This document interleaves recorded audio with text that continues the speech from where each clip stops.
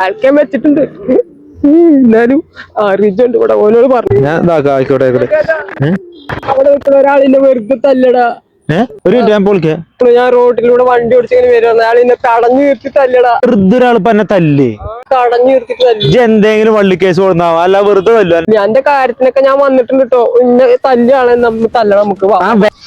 അങ്ങനെ വെറുതെ ഇപ്പൊ നമ്മളെ നാട്ടിൽ തല്ലാൻ പറ്റുമോ? ചോദിക്കണേ എവിടെ ഞാൻ നിക്കണ ആളാടാ എന്നെ തല്ലിയത്.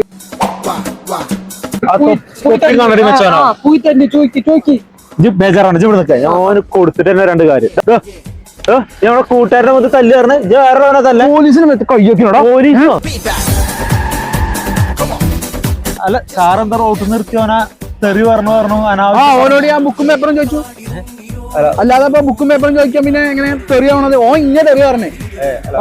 Sorry sir. അമ്പു കൊണ്ട് കൊമ്പ് കുതിരണം അമ്പരത്തു മാറ്റിയെറിയണ തമ്പുരാന്റെ തന്ത മുറിഞ്ഞൊടിതാ.